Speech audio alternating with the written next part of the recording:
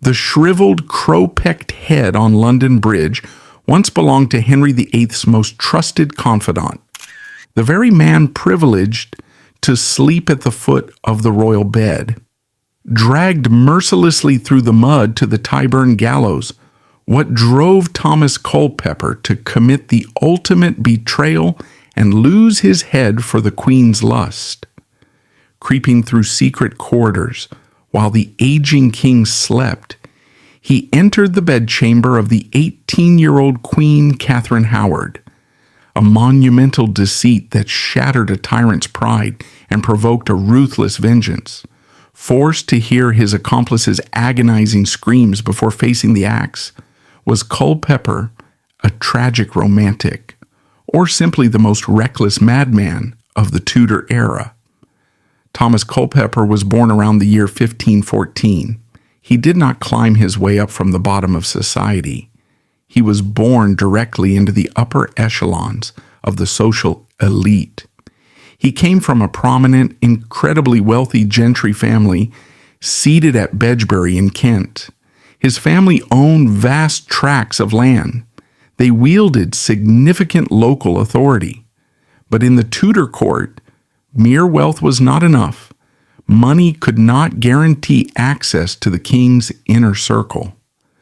Culpeper's real political currency was his specific ancestry. He was a distant but highly visible cousin of the incredibly powerful Howard family. The brutal and unforgiving politics of the 1530s and 1540s were dictated entirely by the Howards. This family was led by the ruthless military commander Thomas Howard, the third Duke of Norfolk. They were the beating heart of the conservative Catholic faction. They dominated English politics. They were the sworn enemies of the Protestant reformers. Most importantly, they possessed a terrifying ability to make or break courtiers. Crucially, Thomas possessed a direct, intimate family link to the future Queen of England. His mother was Joyce Culpeper. Joyce was also the mother of Catherine Howard from a previous marriage. This made Thomas and the future Queen distant cousins, sharing a tangled aristocratic family tree. In the highly paranoid, faction-driven ecosystem of the Tudor court, these familial connections were everything. They were the golden keys that unlocked the heaviest doors. When the king hired a Howard cousin, he was securing the political favor of the Duke of Norfolk. However, Culpeper possessed something else that was highly valued. At King Henry VIII's court, it was something that transcended even his Howard blood. He was a remarkable physical specimen. Historical dispatches and contemporary accounts universally agree that Thomas Culpeper was exceptionally handsome. He was highly athletic. He excelled in the violent, exhausting sports of the era. He dominated in the jousting lists, in hunting, and in wrestling. He possessed a sharp, magnetic charm that naturally drew people to him. King Henry VIII was deeply drawn to young men who reflected his own lost youth. The king favored Culpeper immensely. He showered the young man with attention, expensive gifts, and unparalleled access. By the late 1530s, Henry appointed Culpeper as a gentleman of the Privy-Chamber. We must not mistake this for a mere ceremonial title. The Privy-Chamber was not a public audience hall. It was the absolute innermost sanctum of the royal household. It was a heavily guarded suite of private rooms.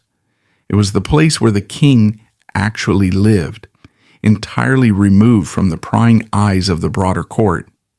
The men who worked in the Privy-Chamber were the elite of the elite. They were the king's closest companions.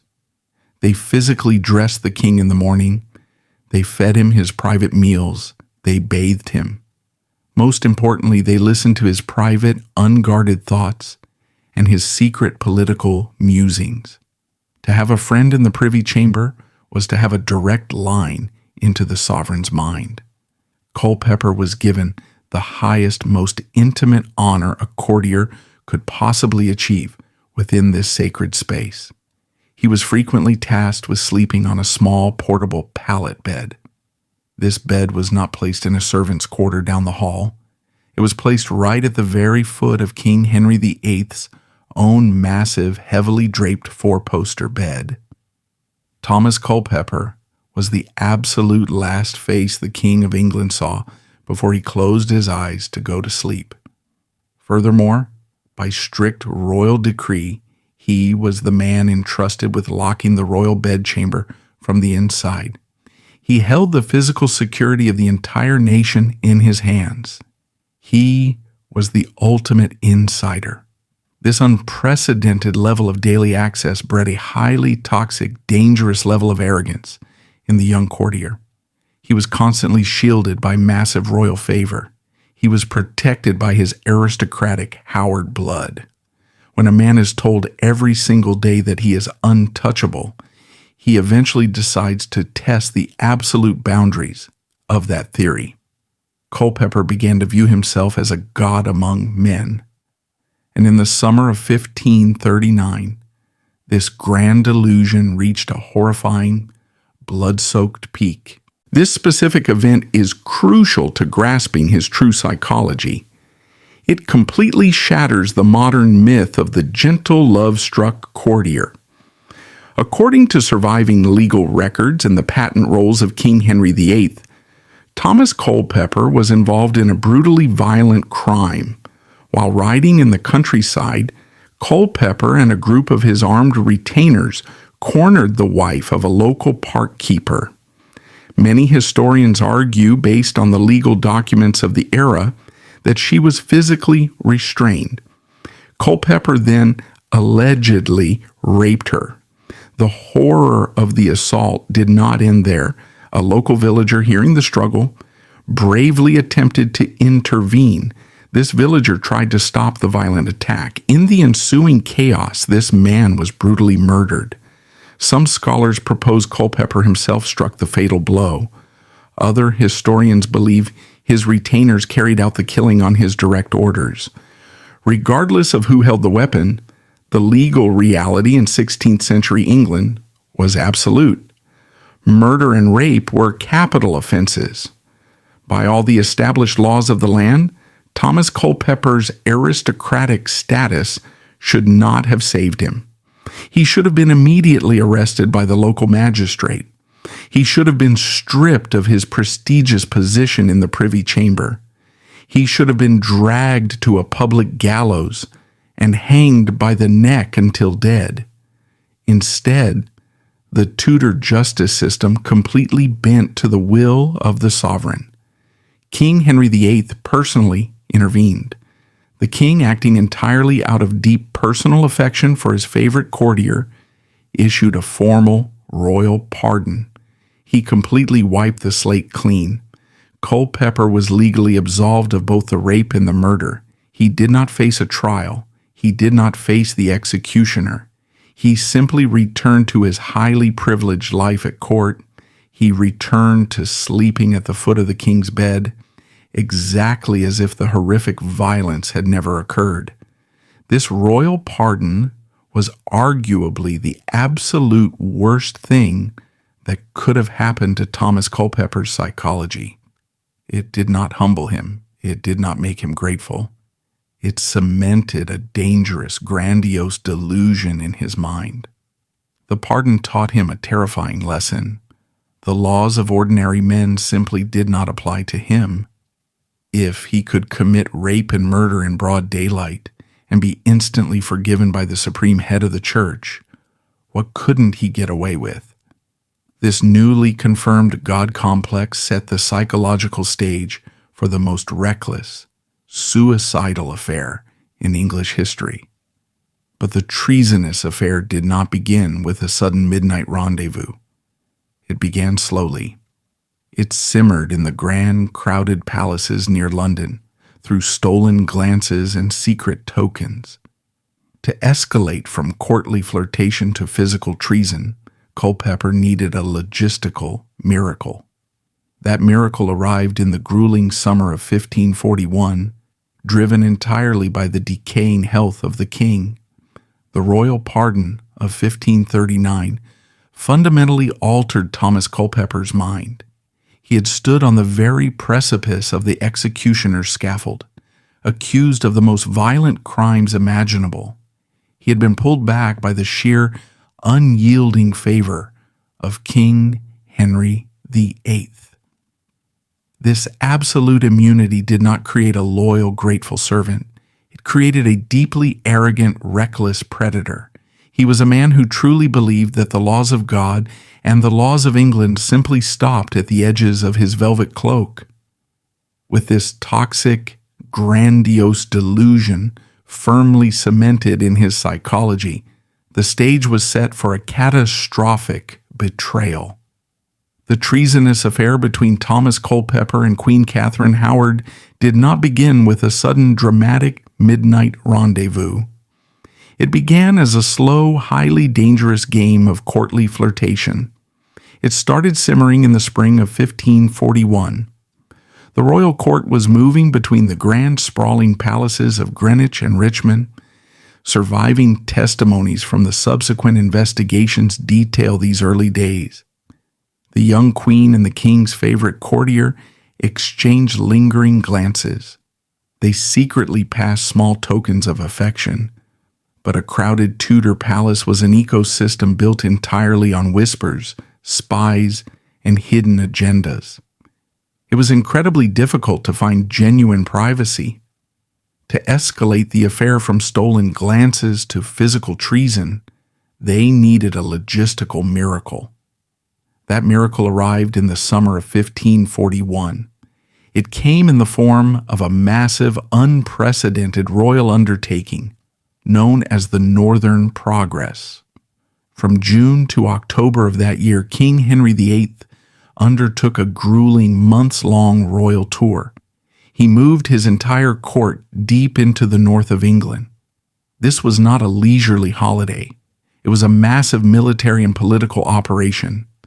The king aimed to physically display his terrifying royal authority in a region that had recently violently rebelled against the crown during the uprising known as the Pilgrimage of Grace. The progress involved an estimated 5,000 horses.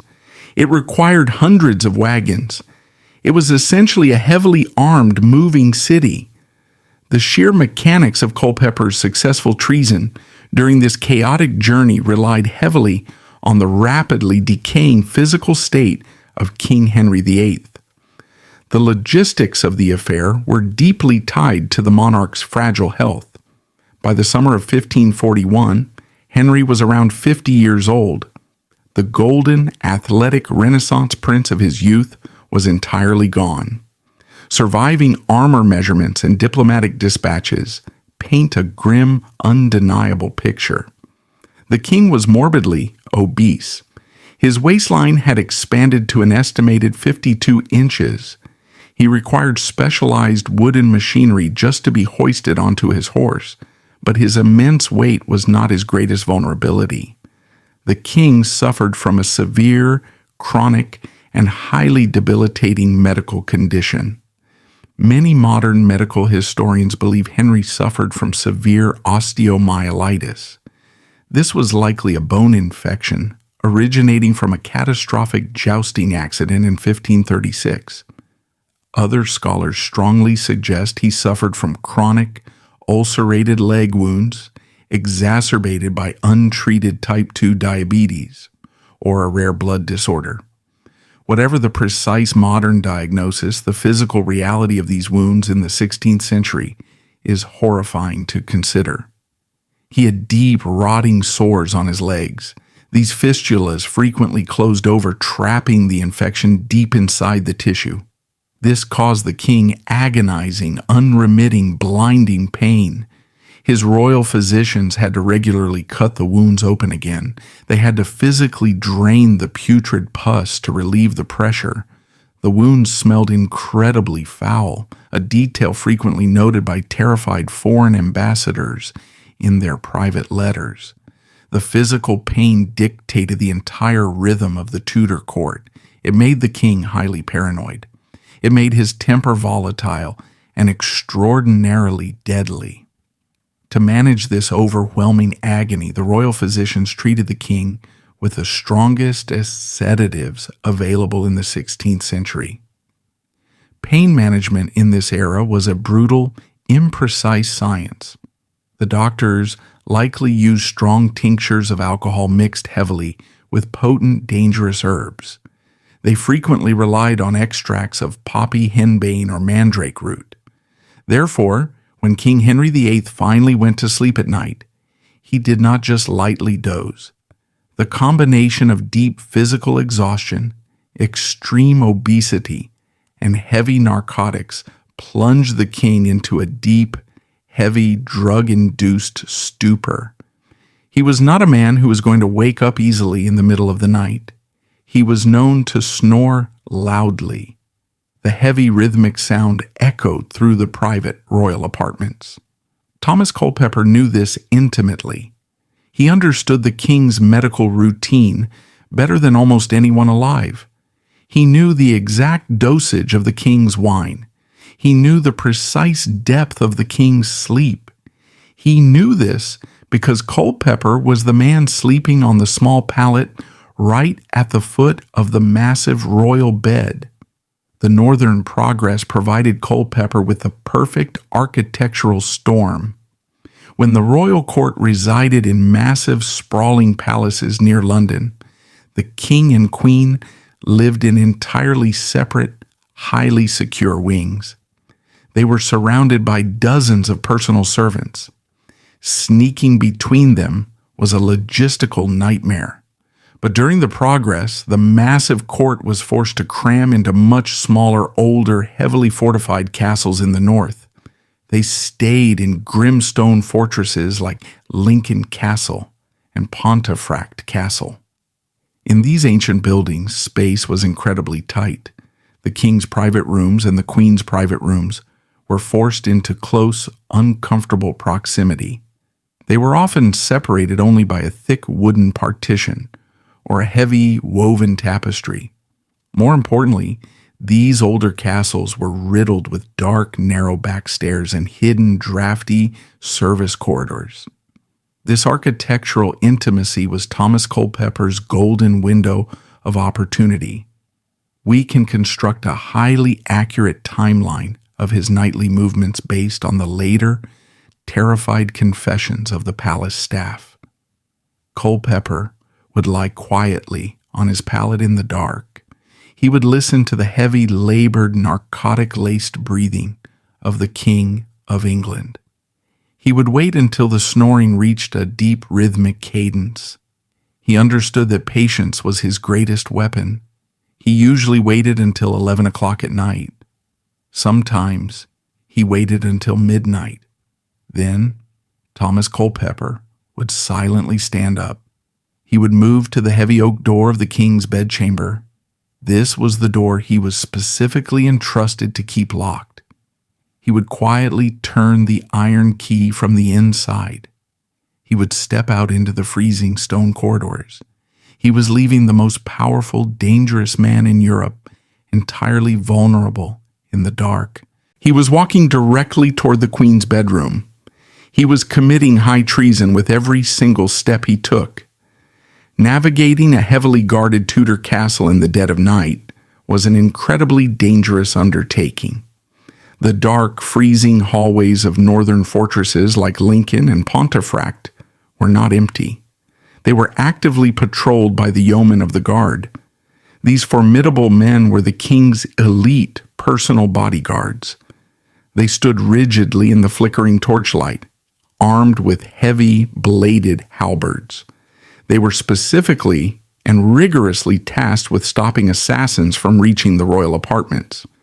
If an ordinary courtier was caught wandering the narrow back stairs at midnight, he would be immediately detained. He would be ruthlessly interrogated by the captain of the guard. He would potentially face brutal charges of treason before the sun even came up. How did Thomas Culpeper get past them? He did not sneak desperately in the shadows. He did not climb through drafty, precarious windows.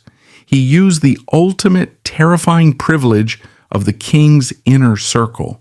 He used a weapon far more effective than a hidden dagger. He possessed the ultimate secret key to the royal palace. He used the watchword. The watchword was the secret, highly classified password of the night. It was a vital, non-negotiable state security measure. The specific word was chosen by King Henry VIII himself every single evening. It was distributed only to the highest-ranking guards and the most trusted members of the royal inner circle. If Thomas Culpeper was challenged by a guard holding a halberd in a dark, drafty hallway, he did not panic. He simply stepped forward confidently into the torchlight. He gave the king's secret password. If questioned further by a suspicious sentry, he arrogantly claimed he was acting on a highly confidential, urgent errand for His Majesty. He was literally utilizing the king's own elite security protocols to bypass the guards and cuckold the sovereign. It was an act of breathtaking, almost unimaginable audacity. But bypassing the heavily armed guards was only the first step in this highly dangerous operation. Culpeper could not commit high treason in a crowded castle entirely alone.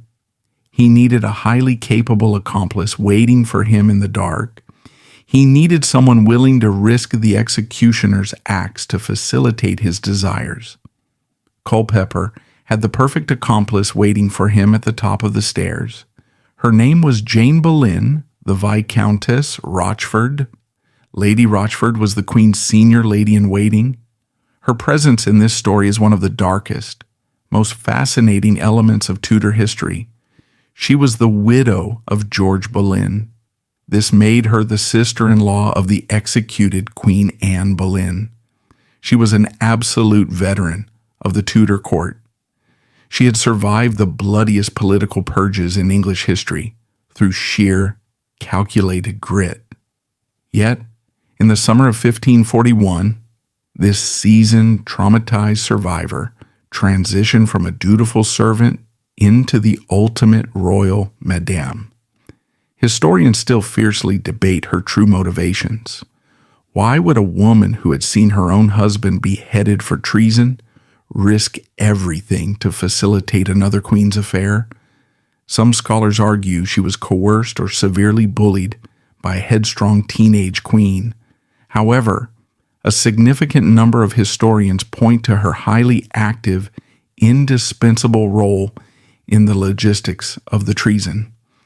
They suggest she may have been addicted to the pure adrenaline of secret power. She may have been living vicariously through the young queen's dangerous romance. Or she may have coldly calculated that by holding the queen's darkest, most treasonous secret, she would make herself entirely indispensable, securing her own political and financial future at court. Whatever her true motive, Lady Rochford's actions were highly methodical. They are heavily documented in the historical record. When the subsequent investigation finally tore the Queen's household apart, the King's ministers extracted detailed, terrified testimonies from the younger maids of honor. Surviving depositions from women like Catherine Tilney and Margaret Morton specifically reveal the exact, terrifying mechanics of the affair. These younger women testified that Lady Rochford would aggressively pull rank. She would explicitly order the other maids out of the Queen's private bedchamber much earlier than usual. She would clear the room of all potential witnesses. Then Lady Rochford would physically lock the heavy main doors to the Queen's apartments, shutting out the rest of the sleeping court. With the main doors secured, Lady Rochford would personally walk to the hidden back stairs. She would wait in the dark, a heavy iron key in her hand. She was there to unlock the service door and let Thomas Culpeper directly into Catherine Howard's bedroom. Even more astonishingly, Lady Rochford would not leave the scene. She would step out into the freezing stone hallway. she would stand guard. According to the legal testimonies, the Viscountess Rochford would pace the dark corridors. She listened intently for the heavy footsteps of approaching the royal guards. She often waited in the biting, damp cold until 2, 3, or even 4 o'clock in the morning. She stayed awake to ensure Culpeper got back out of the Queen's bed, down the back stairs, and safely back into the King's Privy-Chamber before the palace servants arrived to light the morning fires. It was an incredibly brazen, high-stakes operation. They were committing the ultimate act of high treason, and they were doing it while the most dangerous, paranoid monarch in Europe slept heavily only a few walls away. But like many highly arrogant people who are entirely convinced they are above the law, Thomas Culpeper made one fatal, incomprehensible mistake. He kept the evidence. In the 16th century, if you were engaged in a treasonous conspiracy against the crown, the absolute first rule of survival was to burn all written communication. Paper was a literal death warrant. But Culpeper's ego was far too massive.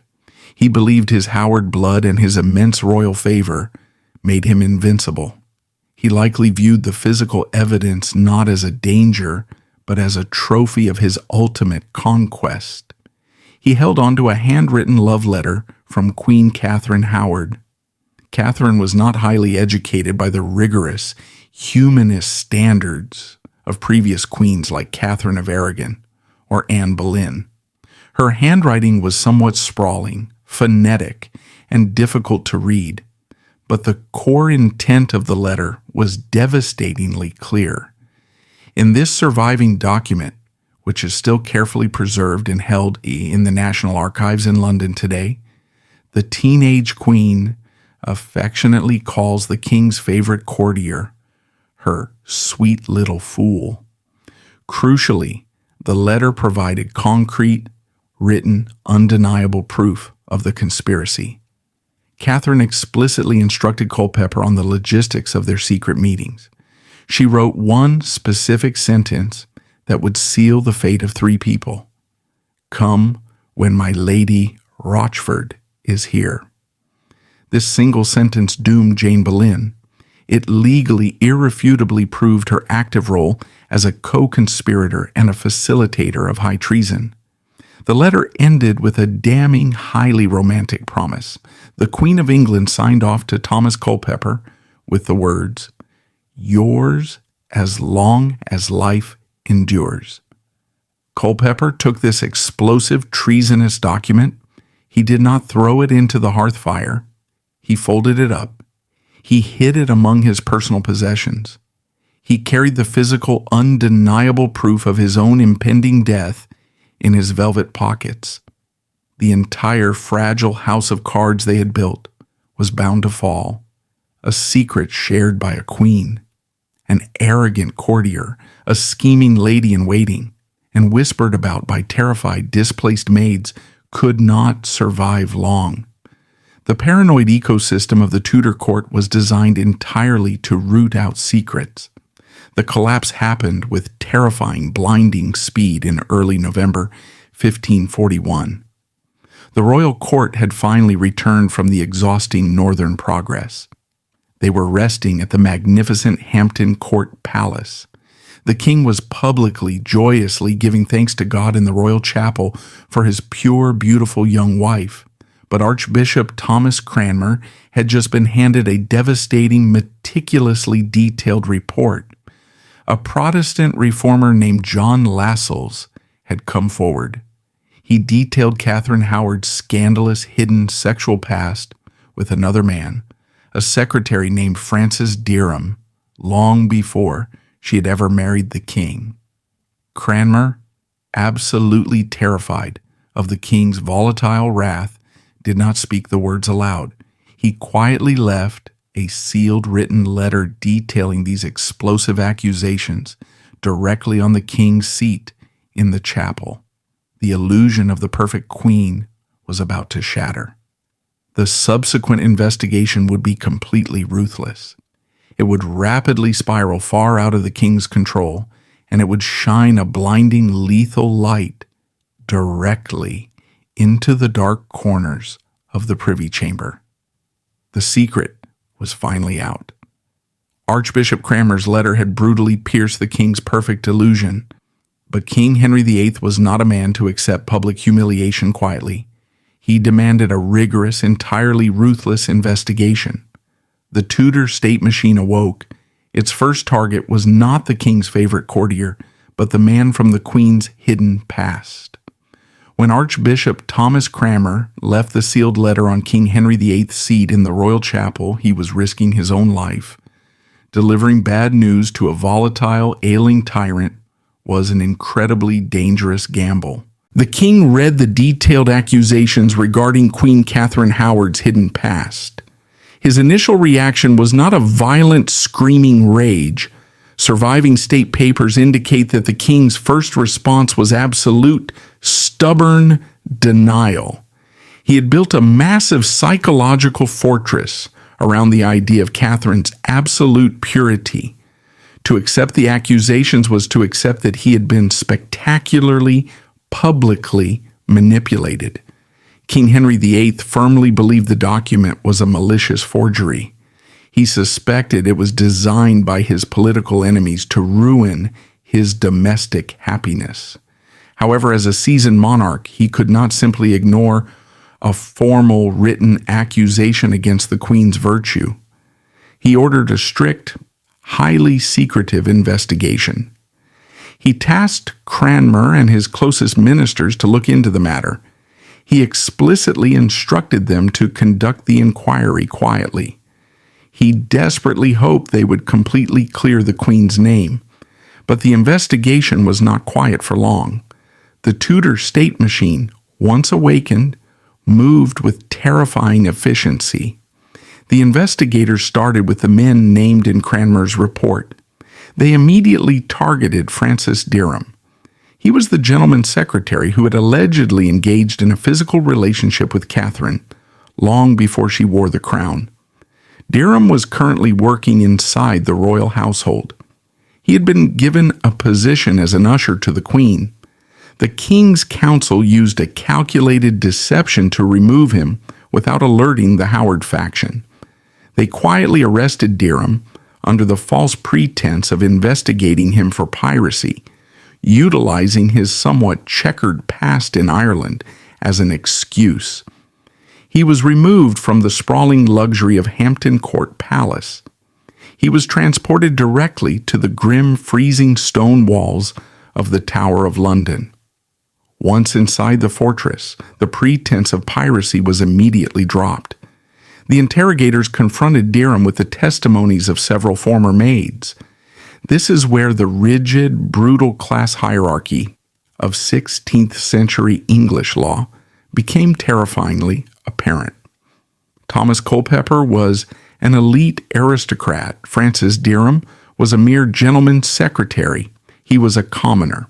Therefore, Derham was not afforded the polite psychological interrogations granted to high-ranking nobles.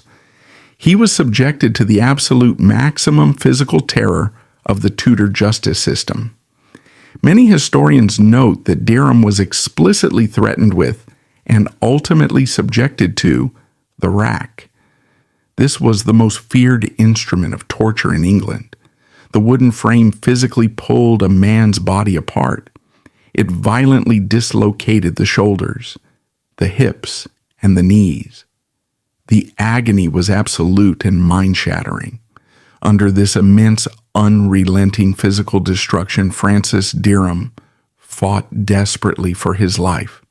He was an educated man. He understood the lethal nuances of the law. He knew that if he admitted to sleeping with Catherine after she had married the king, it was undeniable high treason. The punishment would be horrific. However, if he could prove that he and Catherine were legally pre-contracted to be married before the king ever noticed her, he might survive. In the complex canon law of the era, a physical relationship combined with a verbal promise to marry constituted a binding pre-contract. This would make Catherine's royal marriage entirely invalid. It would be a massive scandal, but it was technically not treason to sleep with your own legally contracted wife. So Derham confessed to the past. He admitted to the late-night visits in the Duchess of Norfolk's household years ago. He confessed that they had called each other husband and wife, but the interrogators pushed harder. They wanted to know about the present. Cornered, terrified, and in excruciating physical pain, Francis Derham made a fatal, explosive pivot. In a desperate attempt to deflect the interrogator's focus away from his own actions, he dropped a far more dangerous name into the official record. He pointed the finger directly at the king's favorite courtier. Surviving transcripts of his interrogation show he specifically named Thomas Culpeper. Derham claimed that Culpeper had entirely replaced him in the Queen's affections. He alleged that while the royal court was traveling on the massive northern progress, Culpeper had been secretly, consistently visiting the Queen's private bedchamber. The entire scope of the investigation shifted in a single terrifying instant. Archbishop Cranmer and the reformist ministers had initiated this probe, expecting to find an embarrassing historical scandal. They expected to quietly annul the king's marriage. Instead, they had just stumbled into an active, ongoing high treason conspiracy occurring directly under the king's own roof. The investigators moved immediately. The king's guards descended upon the Privy-Chamber. They arrested Thomas Culpeper. They stripped him of his prestigious position. Then they ruthlessly ransacked his private living quarters. There, hidden among his expensive velvet cloaks and personal possessions, they found the ultimate, undeniable proof. It was the passionate, desperate love letter written entirely in Queen Catherine Howard's own handwriting. The discovery of the letter was the absolute end of Thomas Culpeper's invincibility. The royal pardon that had saved him from a murder charge in 1539 could not save him now. He was escorted out of the palace, placed on a heavily guarded barge, and rowed to the Tower of London. Even in the shadow of the tower, his aristocratic blood protected his physical body. According to Tudor legal customs, noblemen were largely spared the rack without a direct, highly unusual royal warrant. Culpeper was not physically tortured, but he was subjected to a relentless, terrifying psychological interrogation. He was cornered in a stone room by the king's most ruthless ministers. When faced with this overwhelming, inescapable pressure, the true character of Thomas Culpeper was completely laid bare. He did not act like the romantic hero depicted in modern fiction. He did not draw a metaphorical sword to protect the honor of the teenage queen. The deeply entitled, arrogant courtier completely folded. He threw Catherine Howard directly under the grinding wheels of the Tudor legal machine in a pathetic attempt to save his own neck. Surviving state papers reveal the exact cowardly nature of his betrayal. Culpeper claimed to his interrogators that he was not the instigator of the treason. He pointed the finger squarely at the young queen. He stated on the official record that Catherine was the aggressor. He told the king's ministers that she was dying of love for him. He painted a picture of a relentless, seducing woman who had constantly pursued him against his better judgment. He admitted that he had gone to her rooms. He admitted that he had intended to sleep with her. But then Culpeper made his final desperate legal gamble. He swore on his life and his eternal soul that they had never actually consummated the affair. He clung to this highly specific defense. He fiercely denied the physical act of sexual intercourse. He believed that if he had not technically touched the queen, he had not actually committed treason. He hoped his charm and his history of royal favor could buy him one more miraculous pardon. But Thomas Culpeper deeply misunderstood the terrifying absolute parameters of English law. His defense was entirely fundamentally useless. The interrogators knew the precise wording of the Treason Act of 1351. This ancient statute, written during the reign of King Edward III, was the bedrock of Tudor state security. Under this law, you did not have to successfully sleep with the Queen of England to commit a capital offense. You did not even have to touch her. The law explicitly stated that merely compassing or imagining the death of the king, or intending to violate his wife, was more than enough to legally constitute high treason. By his own terrified admission, Culpeper had confessed to intending to sleep with Catherine Howard. Legally, he was already a dead man. To modern audiences, executing a man simply for an intended, unconsummated affair seems incredibly barbaric. It seems entirely disproportionate. But to understand the sheer wrath of the state, we must understand the nature of royal power in the 16th century. In Tudor England, the Queen's physical body was not her own. She did not possess bodily autonomy. Her womb was considered the sovereign, highly protected property of the English state. The entire peace, economic stability, and future of the nation depended on one single concept: the absolute, unquestionable certainty of the royal bloodline. The Wars of the Roses were still a fresh, horrific memory. Decades of catastrophic civil war had been fought over disputed successions. If Catherine Howard had actually consummated the affair, and if she had become pregnant by Thomas Culpeper, the consequences would have been apocalyptic. That child would have been born in wedlock to King Henry VIII. The king, believing it was his own, would have raised that child as a legitimate Tudor prince or princess. Culpeper would have successfully introduced ordinary, illegitimate gentry blood into the absolute highest level of the royal succession. When King Henry eventually died, the truth of the child's parentage would inevitably surface. Rival aristocratic factions would immediately use the illegitimacy to challenge the throne. It would plunge the country straight back into a massive, highly destructive civil war. Thousands of English citizens would die on battlefields simply because a courtier could not control his lust. Therefore, in the eyes of the law, attempting to sleep with the queen was not a simple act of domestic adultery. It was an act of profound biological terrorism against the state. It was a direct attempt to poison the well of the royal succession. With the interrogations complete, the Tudor state moved with rapid, lethal efficiency. On December 1st, 1541, the untouchable golden boy of the Privy-Chamber was brought out of the Tower of London. He was transported to the Guildhall in the center of the city to face public justice.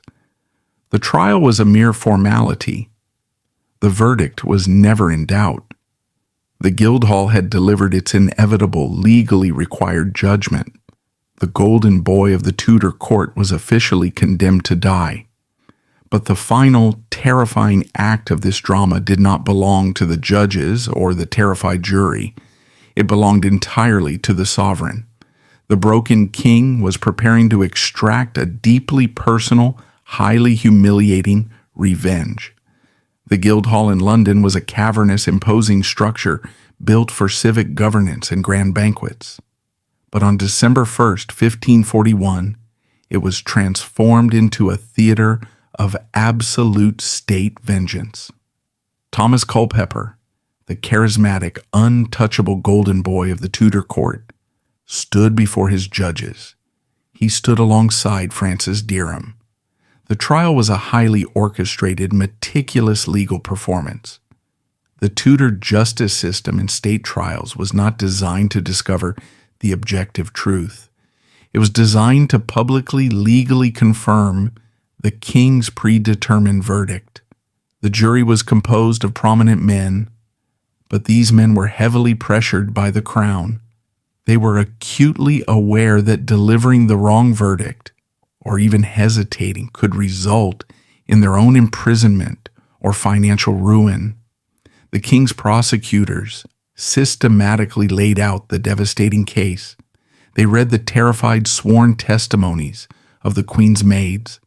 They read Culpeper's own cowardly confessions, where he had desperately tried to blame the teenage queen.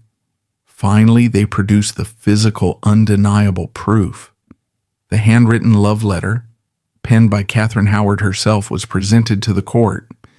Given the overwhelming physical evidence, Culpeper's own signed admissions of intent, and the strict, inescapable parameters of the Treason Act of 1351, the verdict was never in doubt. The jury did not deliberate for long. They returned and formally found Thomas Culpeper, the former gentleman of the Privy-Chamber, officially guilty of high treason. The presiding judges donned their traditional black caps. They delivered the horrifying mandatory sentence required for treason in Tudor England. Culpeper and Derham were condemned to be drawn on a wooden hurdle through the streets of London, hanged by the neck, cut down alive, castrated, disemboweled, and finally beheaded and quartered. It was the absolute maximum physical terror the state could inflict upon a human body. But the final terrifying act of this drama did not belong to the judges in the Guildhall.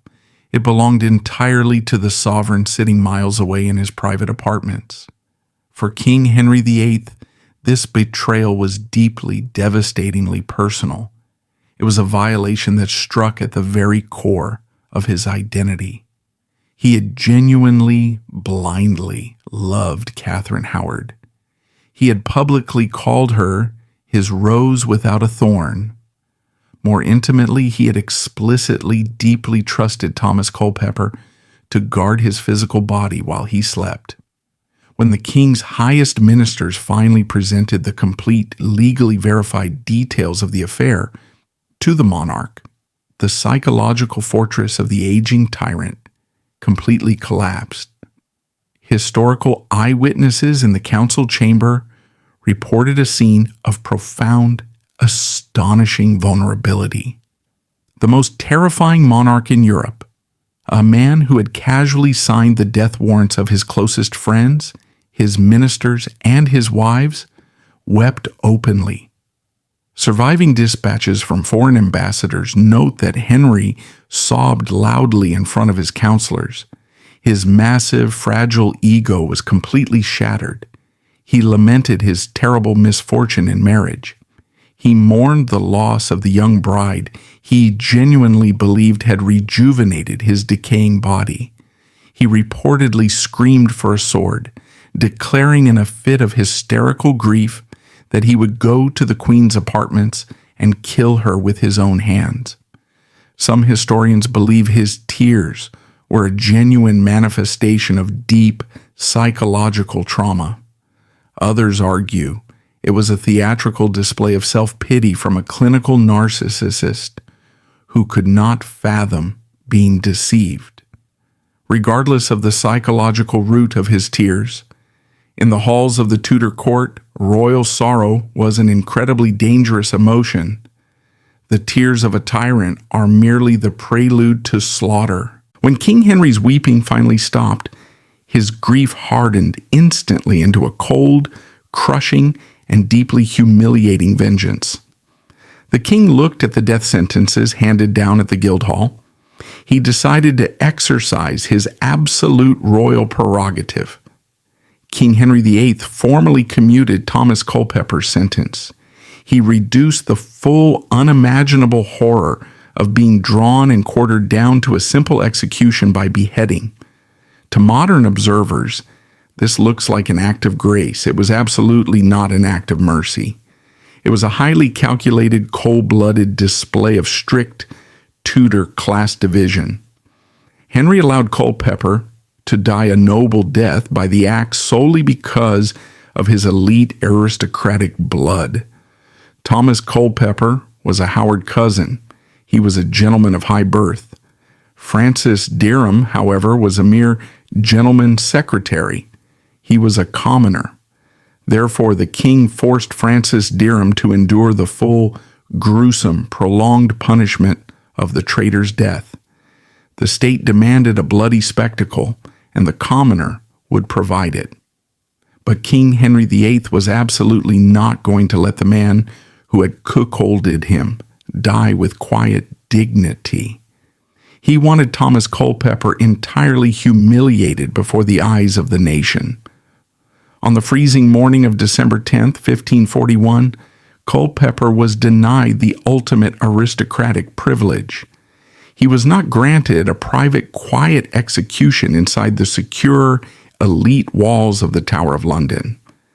An execution on Tower Green was an honor, usually reserved for high-ranking nobles, keeping them away from the jeering, violent mobs. Instead, the heavily armed guards arrived at his stone cell. They dragged the former gentleman of the Privy-Chamber out into the bitter winter air. He was forcefully strapped down to a wooden hurdle. This was a rough, flat sled, essentially a woven grid of heavy branches. He was tied flat on his back. A horse was hitched to the front of the hurdle. Then the agonizing, deeply degrading journey began. Thomas Culpeper was dragged by the horse for 3 grueling miles. He was pulled directly through the freezing December mud, the animal waste, and the jagged cobblestones of London streets. This was a deliberate, highly symbolic punishment. Being dragged on a hurdle was designed to physically lower the traitor beneath the feet of loyal English subjects. Thousands of commoners lined the route. They jeered, spat, and hurled abuse at the fallen aristocrat. The man who had once worn custom-tailored velvet cloaks and dictated the fashions of the royal court was now covered in freezing, humiliating filth. His destination was Tyburn.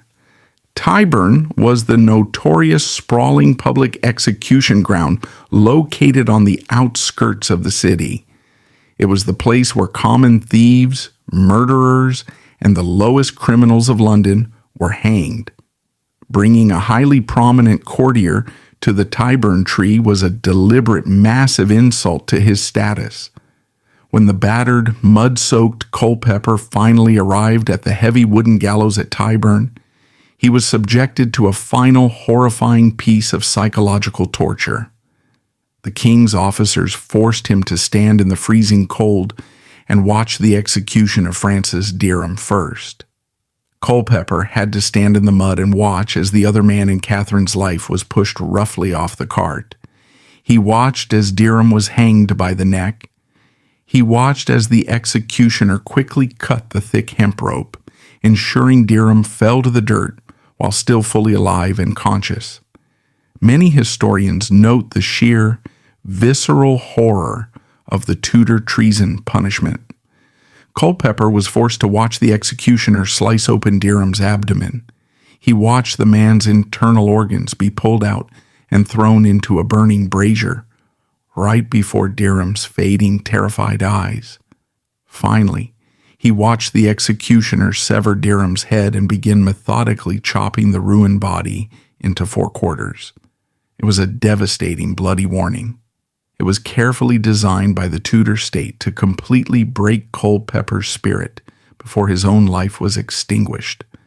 When the executioner's assistants finally cleared the horrific remains from the blood-soaked straw, it was Culpeper's turn to step forward. This is the moment where the historical reality brutally diverges from the romantic myths. Thomas Culpeper did not act like a defiant, tragic hero. He performed what the Tudor elite called a good death. He knew the absolute rules of the political game he had just lost. Surviving accounts suggest he paid the executioner a heavy bag of gold coins. This was a standard aristocratic bribe. It was designed to ensure the executioner used a newly sharpened axe and delivered a clean, swift strike, avoiding the agony of multiple blows. He stood before the massive hostile crowd at Tyburn. He did not scream.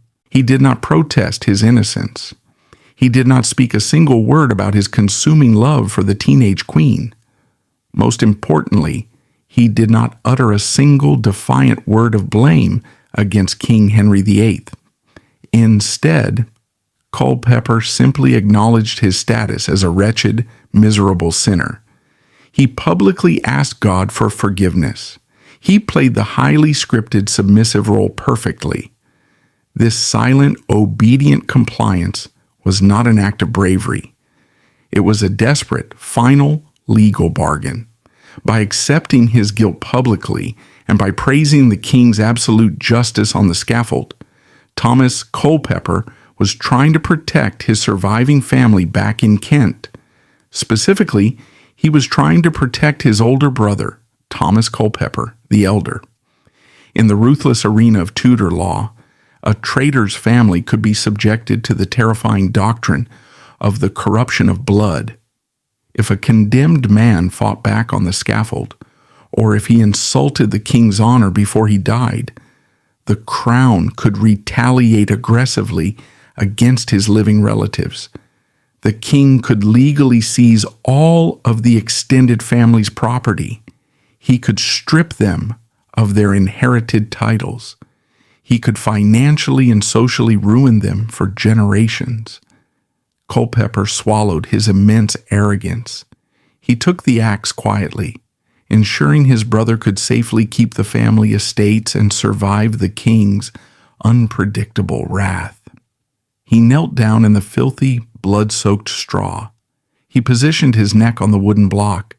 The heavy iron axe fell. His life ended instantly with a single massive blow. But the state-sponsored humiliation of Thomas Culpeper was far from over. The king's vengeance did not stop at the edge of the blade. Culpeper's severed head was immediately gathered up by the executioner's assistants. It was not given to his family for a quiet, dignified burial in Kent. Instead, it was taken to a secure location. It was dropped into a massive iron cauldron of boiling water. This water was heavily mixed with coarse sea salt and cumin seeds. This gruesome parboiling process cooked the dead flesh. It tightened the skin. It was a chemical preservation method designed to prevent the head from rotting too quickly in the winter elements, and to harden it against the beaks of scavenger birds. The preserved cooked head of the king's absolute favorite courtier was then transported back to the center of the city. It was jammed forcefully onto a tall iron spike high above the bustling, crowded thoroughfare of London Bridge. It sat there for months. It was a rotting, staring, visceral warning to any ambitious courtier who thought their charm, their youth, or their elite aristocratic connections could ever outsmart the terrifying absolute power of the King of England. Thomas Culpeper was dead. But the king's vengeance was far from satisfied. The violent removal of the king's favorite courtier left a massive immediate political vacuum in its wake. The Tudor state moved swiftly to erase Culpeper's worldly legacy entirely. Furthermore, the deep psychological trauma of his betrayal was about to trigger one of the most tyrannical, bizarre laws in English history. The severed, parboiled head of Thomas Culpeper stared blindly over the rushing waters of the River Thames. It was a rotting, physical testament to the absolute, terrifying power of the Tudor state. But the king's vengeance did not end on the executioner's block at Tyburn. The violent removal of the king's favorite courtier left a massive, immediate political vacuum. The fallout from the affair completely, irrevocably reshaped English history.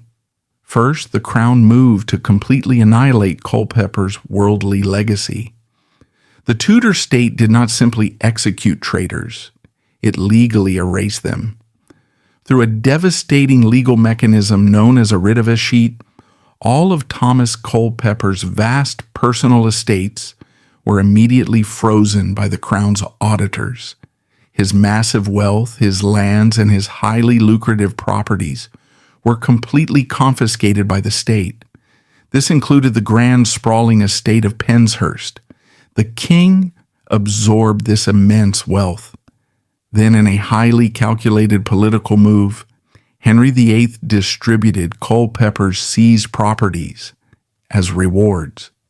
He gave them directly to the Protestant courtiers and reformers who had actively helped uncover the treasonous plot.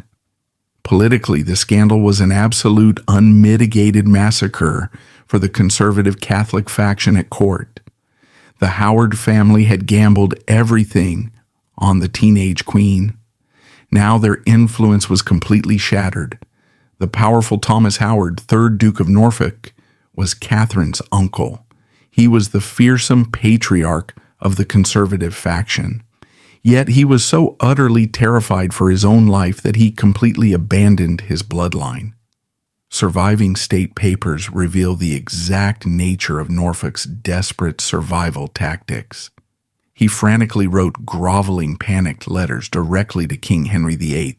He entirely disowned his niece. He explicitly called her abominable in official correspondence. He begged the king for mercy. He desperately tried to prove that he had absolutely no prior knowledge of the affair. The king's investigators also descended upon the Howard estates.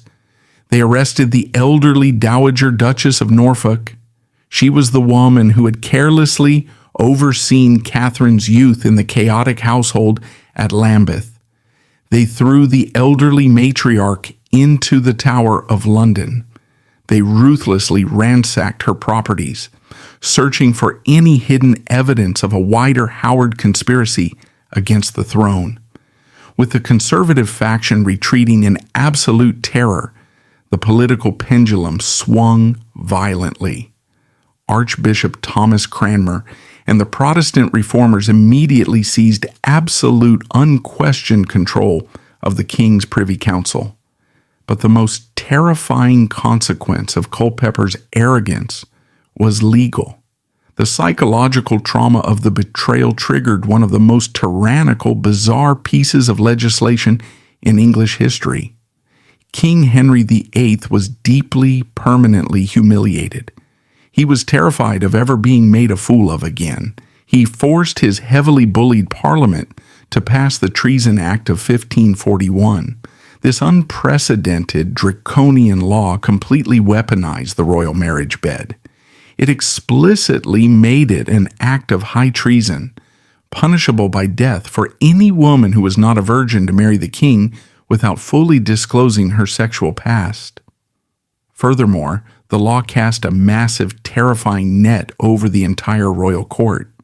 It made it a capital offense for anyone, any servant, any lord, any lady-in-waiting, to know about a queen's unchaste history or present affair and keep it a secret. The king was legally mandating absolute female purity.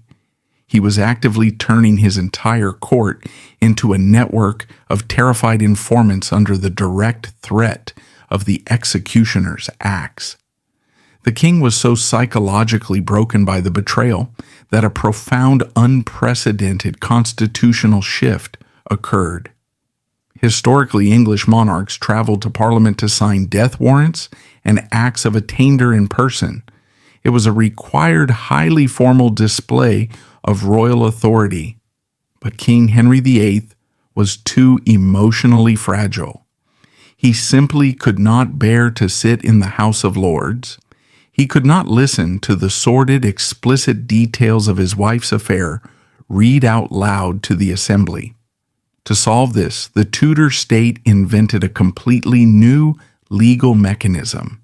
It was called royal assent by commission. This allowed the king to delegate his royal signature to his ministers.